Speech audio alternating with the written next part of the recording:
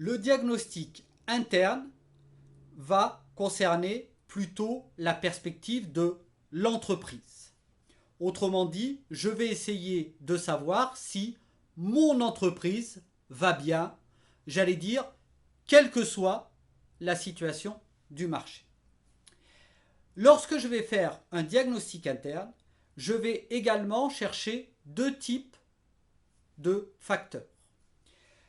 Je vais chercher ce que l'on appelle les forces de l'entreprise et les faiblesses de l'entreprise. Les forces de l'entreprise, ce sont les compétences, les capacités de l'entreprise que je peux valoriser de façon efficace sur le marché. En d'autres termes, les forces de l'entreprise, c'est ce que mon entreprise fait mieux que les autres. À l'inverse, bien sûr, les faiblesses, ce sont ce qu'on peut appeler les déficits de l'entreprise. Autrement dit, ce que je fais moins bien que les autres. Et qui peuvent, à terme, mettre en danger ma position concurrentielle. Exemple d'une force, la capacité, lorsque je fabrique des parfums, de pouvoir utiliser la notoriété d'une maison de haute couture. Les parfums Dior ou Chanel bénéficient bien sûr de l'aura de luxe des marques. Le fait de créer un parfum me permet donc immédiatement d'avoir un a priori favorable de la part de la clientèle. Exemple de faiblesse très fréquente chez la petite entreprise, le fait de ne pas disposer de ressources, notamment financières, suffisantes. Je sais que je devrais me développer, je sais que j'aurai besoin de créer de nouvelles capacités de production pour toucher de nouveaux marchés, mais malheureusement, étant une petite entreprise, j'ai une faiblesse, je ne peux pas disposer des ressources financières suffisantes pour réaliser les investissements nécessaires. Pour réaliser un diagnostic interne, l'entreprise peut utiliser un certain nombre de modèles ou de théories. La première d'entre elles est ce que l'on appelle la théorie des ressources. Selon cette théorie, l'entreprise peut être vue comme un lieu d'utilisation de ressources au sens large. Il peut s'agir de ressources financières, de ressources humaines ou de ressources, par exemple, technologiques, comme des brevets. Et selon cette théorie, le positionnement concurrentiel d'une entreprise sera fondé sur la possession et l'utilisation des ressources dont elle dispose. Autrement dit, si une entreprise a des ressources importantes et qu'elle utilise ces ressources de façon adaptée, cela va constituer une force, autrement dit un avantage concurrentiel par rapport à ses concurrents. On peut prendre l'exemple d'Ipsen, laboratoire pharmaceutique, qui va utiliser ses brevets, le fait de disposer de nombreux brevets capables de soigner de nombreuses maladies, et donc ces nombreux brevets, ce portefeuille de brevets, constitue une ressource importante, donc une force importante. Le deuxième modèle que l'on peut utiliser pour réaliser un diagnostic interne est le modèle dit des compétences clés, Core Competences en anglais. Que sont les compétences clés? Eh bien, il s'agit de compétences réellement distinctives. Autrement dit, quelque chose que l'on fait beaucoup mieux que ses concurrents. Par exemple, Apple a une compétence distinctive qui est sa capacité à innover, à inventer en permanence depuis une vingtaine ou une trentaine d'années des produits qui sont jugés innovants, novateurs et qui changent les secteurs dans lesquels ils sont vendus. Ces compétences clés peuvent être de nature différente. Nous avions parlé de compétences clés technologiques dans le cas d'Apple. Ce peuvent être des compétences clés en termes de ressources humaines, de motivation, mais également en termes de capacité à créer de nouveaux marchés ou à s'internationaliser. Ce qui est important, c'est que ces compétences clés ne sont pas uniquement individuelles, elles sont organisationnelles. Cela signifie quoi? Ça signifie que si on a des compétences distinctives sous forme d'une seule personne, le départ de cette personne peut évidemment remettre en cause le fonctionnement de l'entreprise. On ne peut donc pas dire qu'il s'agit d'une compétence clé parce qu'il y a un caractère purement individuel et la compétence clé est de nature plutôt organisationnelle. Autre caractéristique des compétences clés, elles doivent être difficilement reproductibles. Autrement dit, si j'ai une compétence clé, cela signifie que mes concurrents doivent être dans l'impossibilité à court terme de me copier, autrement dit de faire exactement la même chose que moi. Enfin, dernière remarque sur les compétences clés, elles ne doivent bien sûr pas être externalisées, autrement dit, elles ne doivent pas être mises à disposition d'autres entreprises. Il y avait eu un débat lorsqu'Airbus a décidé de sous-traiter à une entreprise chinoise l'assemblage des Airbus. Certains ont dit Airbus est en train d'externaliser ses compétences clés. Ce à quoi Airbus a répondu que sa compétence clé n'était pas juste dans l'assemblage, elle était dans la conception, la mise en œuvre, le process industriel.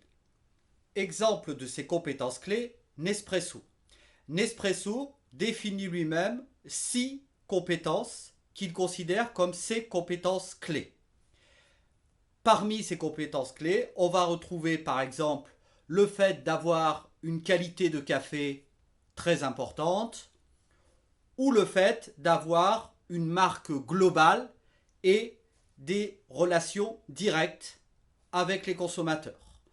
Donc, comme on le voit, Nespresso définit ses compétences clés et il dit voilà en quoi nous sommes meilleurs que nos concurrents.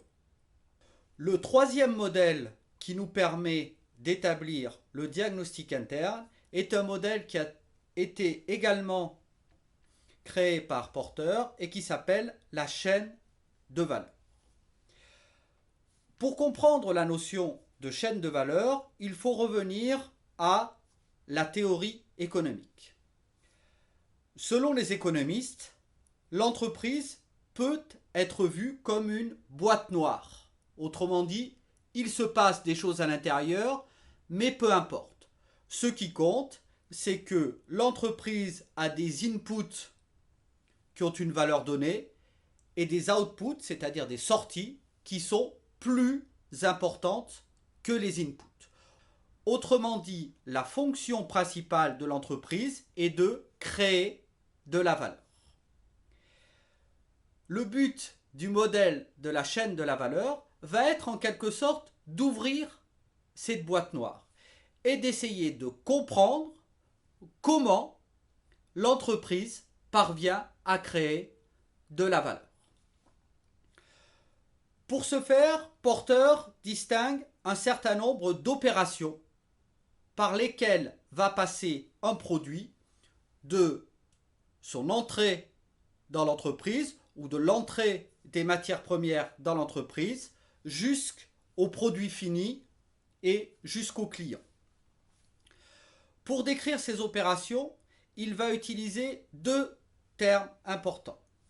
Il va définir ce qu'il appelle d'abord des activités ou des fonctions principales et des activités ou des fonctions de soutien. Les activités principales sont au nombre de 5. On a d'abord la logistique, logistique interne et logistique externe. Qu'est-ce qui les différencie? Eh bien, la logistique interne s'entend de l'entrée des matières premières ou des intrants dans l'entreprise jusqu'à la sortie de l'entreprise. Et la logistique externe s'entend de la sortie de l'entreprise jusqu'au client final. Troisième activité principale, la production ou la fabrication de produits ou de services. Quatrième activité, le marketing et les ventes. Et enfin, dernière activité, les services. Pourquoi ces activités sont appelées activités principales? On peut considérer que tout produit va passer par ces 5 étapes. À côté des activités principales, Porter définit des activités de soutien, qui sont au nombre de 4. Première activité de soutien, les approvisionnements. Tout ce que l'entreprise achète à l'extérieur. On parle aujourd'hui de sourcing. Deuxième activité de soutien, le développement technologique, autrement dit la technologie qui va permettre de fabriquer mieux ou plus vite le produit. Troisième activité de soutien, la gestion des ressources humaines. Et enfin, dernière activité de soutien, l'infrastructure, ce que l'on peut appeler l'organisation de l'entreprise, le management, la façon dont elle est dirigée. L'idée importante de ce modèle est que toutes les activités, activités principales et activités de soutien, vont toutes participer à créer de la valeur.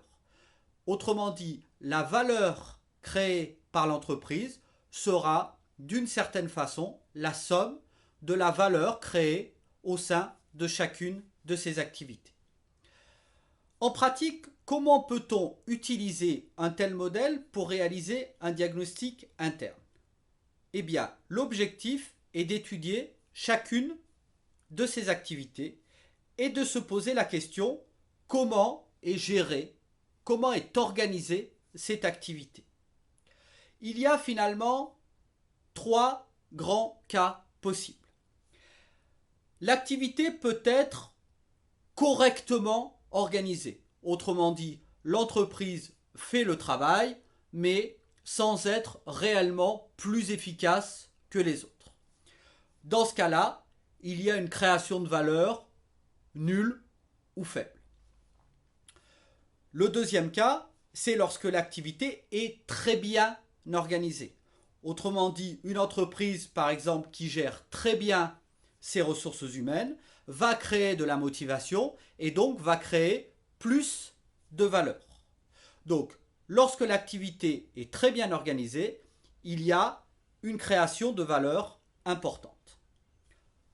Enfin, au contraire, si l'activité est mal organisée, il y aura non seulement pas de création de valeur, mais il y aura même destruction de valeur. Pour comprendre ce point, on peut citer l'exemple suivant. Lorsque je me rends chez un marchand de chaussures pour acquérir des chaussures. Premier cas, chez un marchand, je vois une paire de chaussures qui me plaît dans la vitrine, je rentre, je dis au commerçant que je suis intéressé par cette paire de chaussures, je lui donne ma pointure, il va dans la réserve, au bout de 30 secondes, il revient, j'essaye les chaussures, c'est ma pointure, je les achète. A l'inverse, je vais chez un autre marchand de chaussures, je vois également une paire de chaussures qui m'intéresse, je rentre dans la boutique, le commerçant va me demander quelle paire de chaussures je souhaite, je vais lui présenter, lui donner ma pointure, et il s'en va. Ça dure 1 minute, 2 minutes, 3 minutes, 5 minutes, et puis finalement il revient avec une autre paire de chaussures, celle que je ne voulais pas. et il me dit oui, je n'ai pas retrouvé la paire dans la réserve ou etc. On voit en comparant ces deux situations ce qui est d'un côté de la création de valeur et de l'autre de la destruction de valeur. En l'occurrence, la fonction concernée est la logistique interne. Dans le premier cas, la logistique interne est très bonne, la réserve est bien organisée, le commerçant trouve immédiatement les informations ou les chaussures dont il a besoin. Dans l'autre cas, la logistique interne est très mal organisée et finalement, le commerçant ne trouve pas la paire de chaussures, le client est mécontent, il y a destruction de la valeur. Donc, à l'arrivée, comment utilise-t-on la chaîne de valeur? Eh bien, on va l'utiliser pour comprendre, en quelque sorte, le comportement des coûts, le comportement de la valeur. Et on va l'utiliser pour identifier des sources de différenciation existantes ou potentielles. Autrement dit, on va essayer de chercher et de développer des activités dans lesquelles on va être meilleur que les concurrents. On va chercher à identifier les activités cruciales en termes de création de valeur.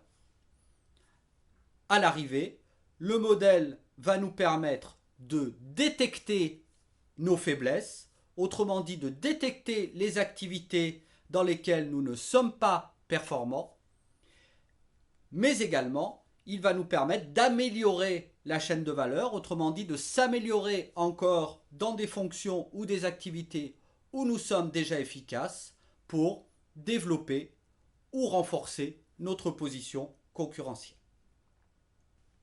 À l'arrivée, quelle est notre démarche pour procéder à un diagnostic interne? Eh bien, on peut utiliser alternativement les ressources, les compétences clés, la chaîne de valeur pour essayer de trouver nos forces et nos faiblesses. On peut faire la même remarque que celle que l'on avait faite concernant les menaces et les opportunités. Il est certes important de définir quelles sont les menaces et les opportunités.